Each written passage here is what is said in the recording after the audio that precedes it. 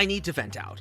I play D&D because I like making calculations. Adjudication based on probability distributions, calculating distances and encumbrance on movements, working out magical effects consistent with the laws of the planes, and looking up events and encounters on random tables. And somehow, D&D is now taken over by cosplayers and actors. Why do such people choose to play D&D, which mostly has rules for what I just listed earlier? D&D sucks now for that, and economic incentives from this. Why don't you go play Fate Core, or Hillfolk, Dungeon World, or even Storyteller World of Darkness games, which doesn't have any numbers or calculations and is geared towards story and roleplay? Just one of those fiction-first type of games. You don't even need a rule system, just LARP.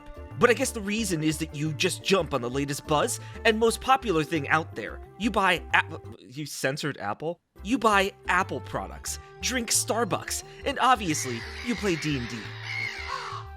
It would be really, really easy to make fun of this. But I want to tackle their points in sorta good faith, so let's do this. You're one of the 5 people in the entire world who plays D&D to exclusively calculate encumbrance when moving. I personally think that you're just wasting your time by not just playing a computer game that will do all of this for you, and better, but whatever gets your dick hard, brother.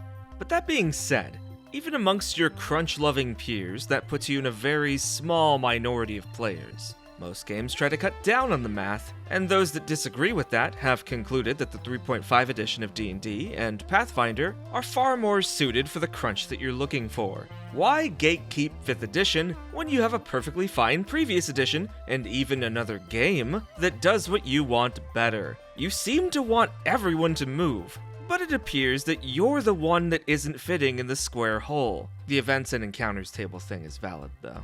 Next, B.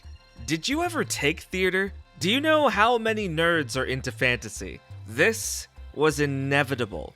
These actors you're so mad about were already playing the game. Same with these cosplayers that you clearly have a rage boner over. All of them were just a foot shorter, were too skinny, or had on a few pounds, and had a lot more pimples. Oh, and you probably talked shit about them for not being nerdy enough or something, even though they were being bullied by the same people you were being bullied by. Huh, funny about that. Maybe that's why you're not in their games. Next, C.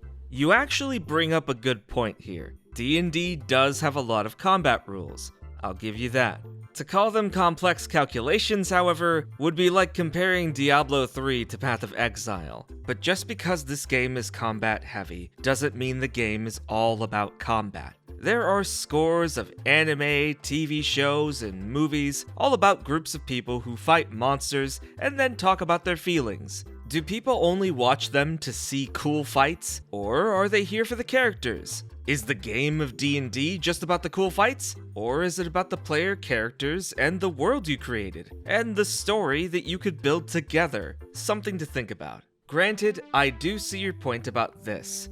Not every game idea will fit a mold that aligns with D&D 5e as a system. But after years of attempting to indoctrinate my audience into playing the games I like, I will instead say this. I could personally think that you're wasting your time, but I also can't stop you, unless I broke into your house with a weapon. And after the first few dozen arrests, that's been a lot more difficult lately. So, in lieu of another aggravated assault charge, I will recommend that you consider looking at games that do things you like, especially if you continue to play 5e to run that game idea. Not just so you can support small indie devs, which is based and wholesome and you should want to do anyway, but also so that you, as a DM, could learn more about game design from adjacent designers. Maybe you will take of their lessons, and trust me, you will become a better DM for it. And this goes for players too.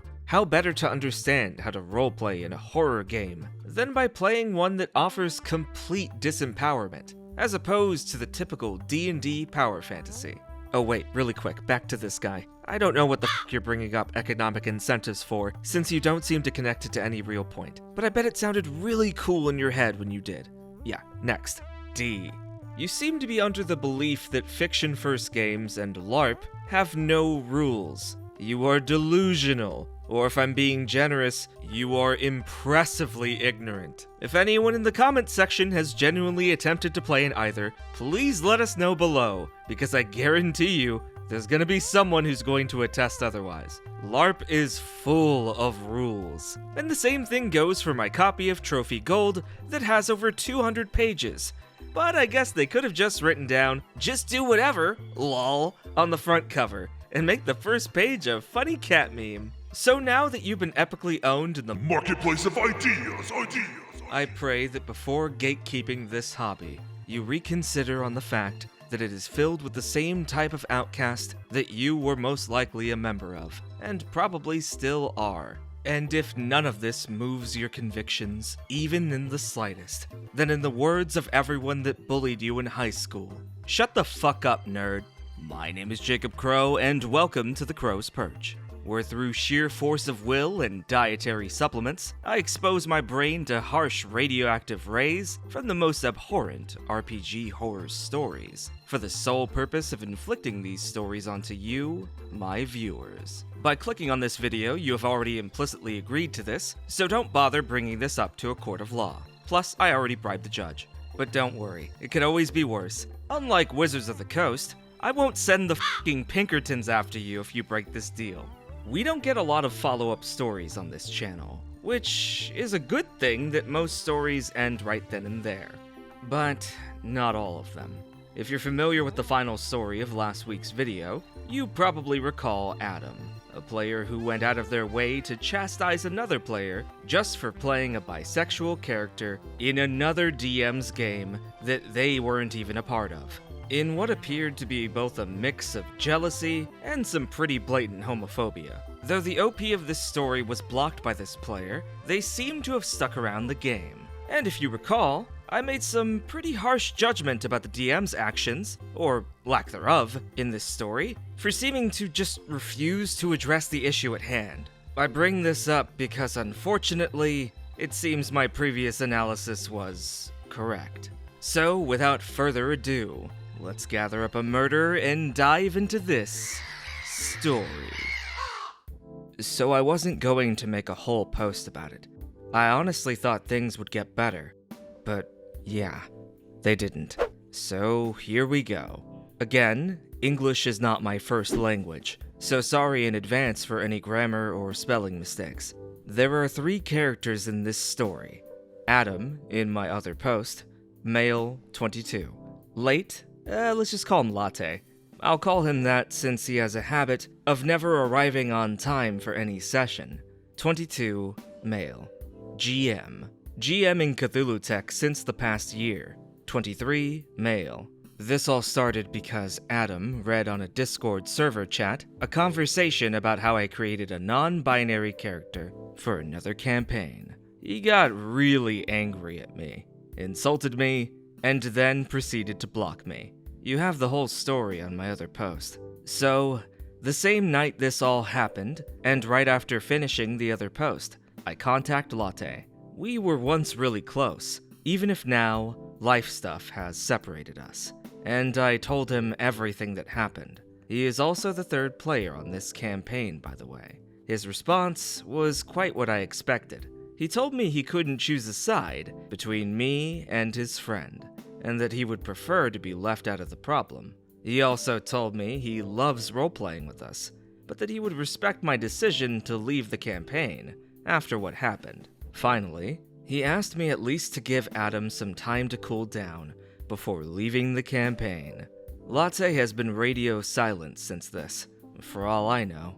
I don't know how much he talked to Adam in the meantime.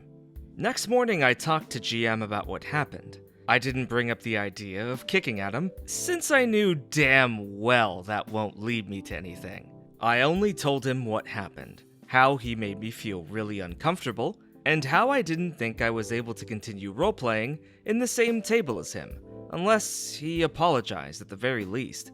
I expected everything after that. Being kicked right at the spot, offending him, getting yelled at. I don't know. I expected everything, and yet GM managed to surprise me. If you don't solve your problem with Adam, I will be canceling every campaign I'm DMing. Those were the words that he has repeated to me 3 times in less than a week. Of course, talking to Adam was out of the equation. Not because I didn't want to, But because I was blocked, I physically couldn't talk to him. I told that to my GM. He left me on red.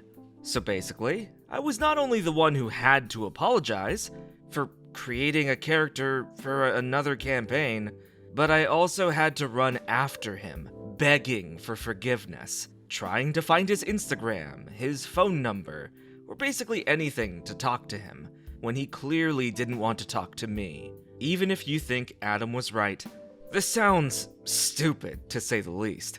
GM was guilt-tripping me to cross a really clear boundary, and I was having none of that. I told him I would talk to him if he unblocked me and talked to me first. But I was not running after him. He left me on red again.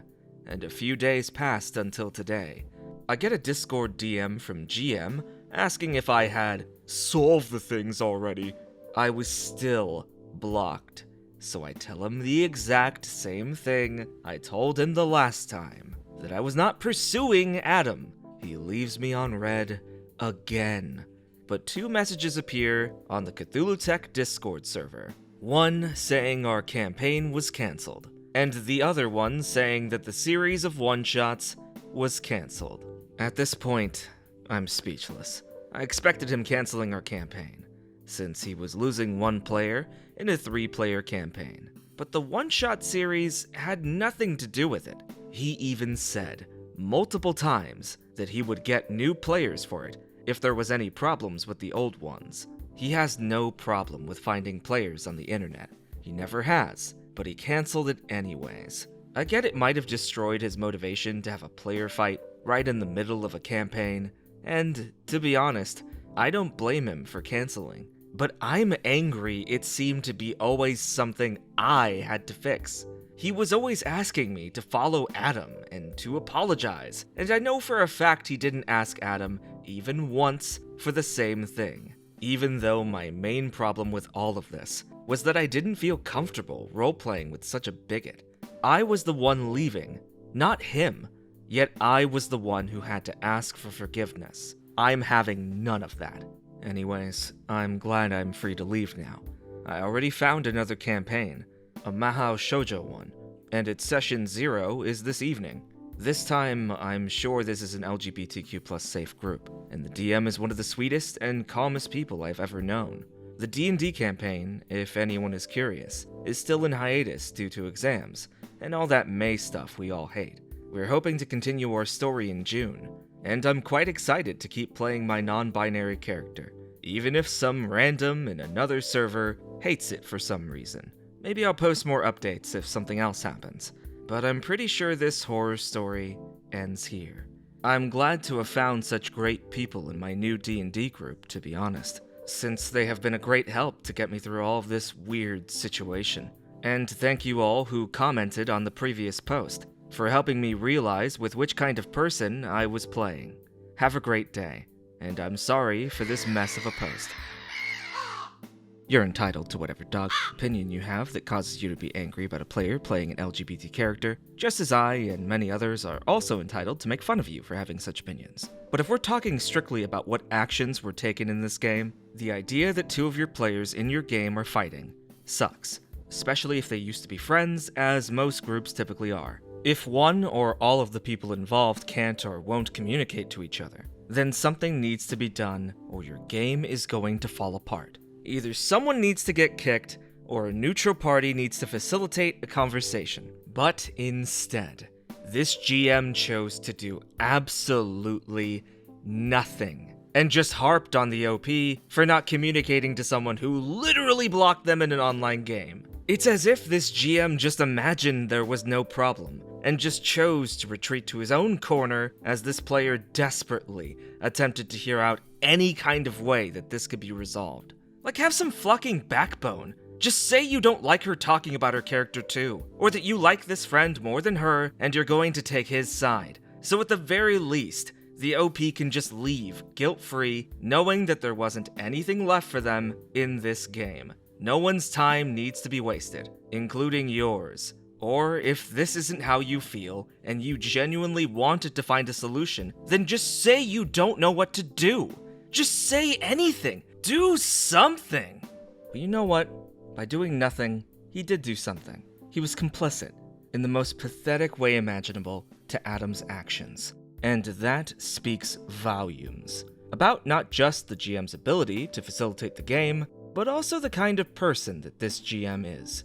To user Umbra Dominus, your next game sounds great, and I'm looking forward to seeing when you have some glory stories to share of your upcoming D&D campaign when it pops back up in the coming months. Let's move on. Details matter, but sometimes when a party walks into town to stay at the local inn, it should be as simple as that, especially if the party has been there before when they signed up for the town's gelatinous cube petting zoo. Don't worry, Timmy, they don't bite. They do dissolve your skin, though, so don't fall in, okay? Timmy? But sometimes details are so unnecessary that they'll just end up bogging down your game. Such is the case in this story. So, without further ado, let's keep the murder going as we dive into this next story. Our party stumbled into a new town, cold and tired. We just wanted to find a place to long rest. In every other game we've played with this DM, we enter a town, and the DM gives us two options for where to stay. One cheap, and one expensive. Instead, the DM made us roleplay finding a room, but did it in just about the worst way possible. It felt like trying to lawyer a genie. It added nothing to the game, and just made everyone lose their patience. I'd say the DM was messing with us if he didn't consistently do this moving forward. We walk into town and tell the DM. We long rest at the inn. You don't know if this town has an inn. We ask someone. Who do you ask? The first person we see on the street. Okay. They tell you the inn is at the cul-de-sac, at the end of Front Street. Okay, we go there. You don't know where Front Street is? You didn't ask him that. We ask the next person we see where Front Street is.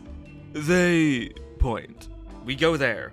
At the end of Front Street, you see three buildings. The Blubbering Whale, the Braying Donkey, and the Silver Stallion. We go to the whale and ask for a room. The door creaks open to reveal a busy tavern. All the faces in the room seem to turn toward you. What do you do? We ask the bartender for a room. The bartender is a burly man with a mustache, cleaning mugs. He looks up at you and says, "Oi, this ain't no inn and tavern.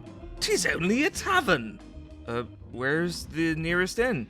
Can't you read? The Silver Stallion, next door. We go there.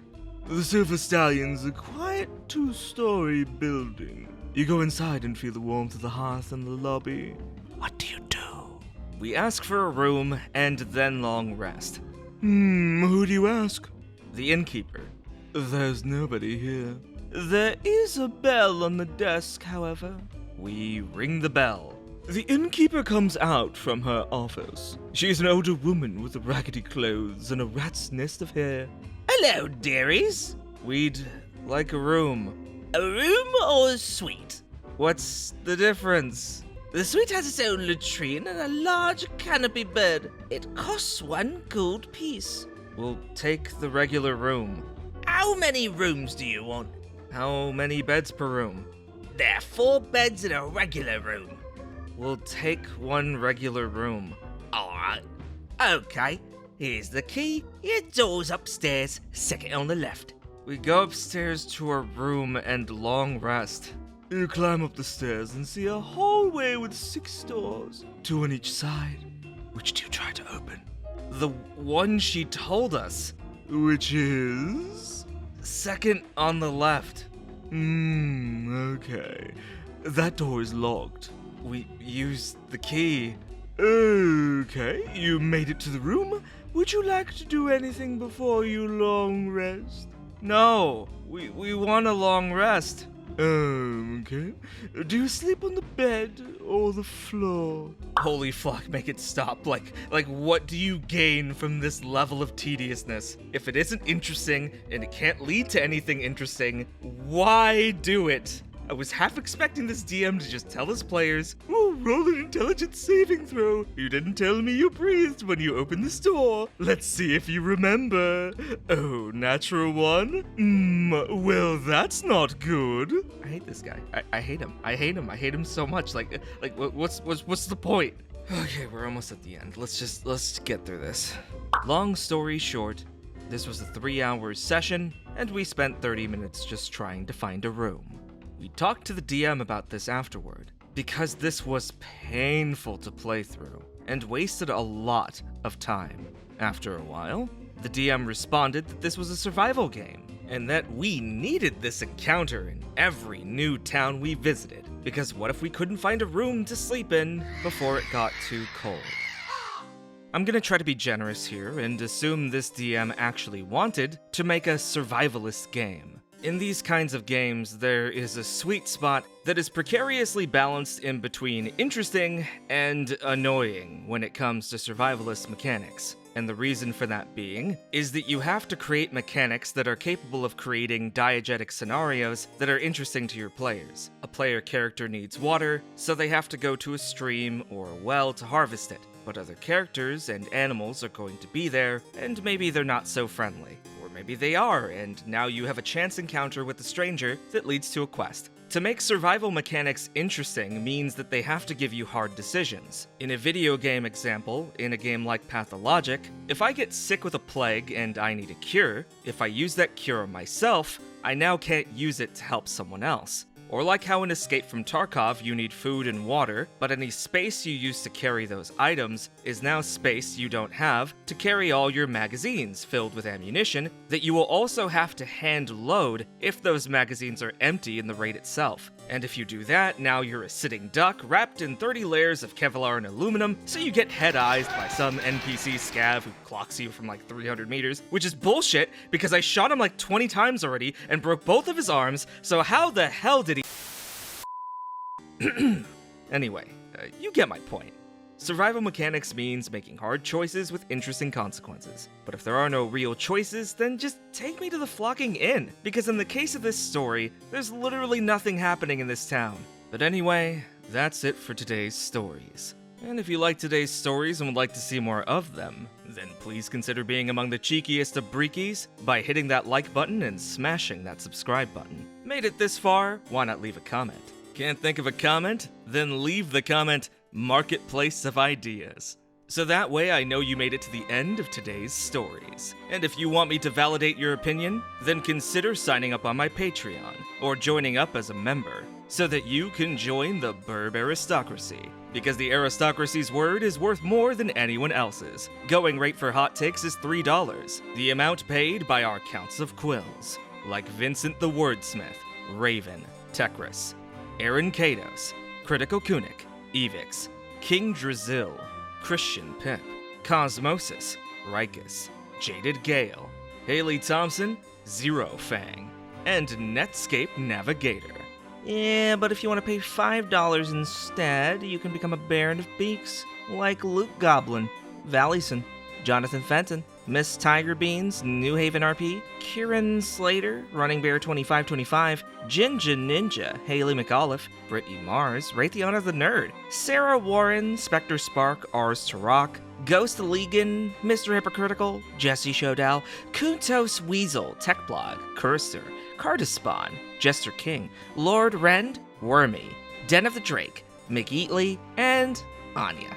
You're listening to Bird Radio, where we caw and, yeah, that's pretty much it.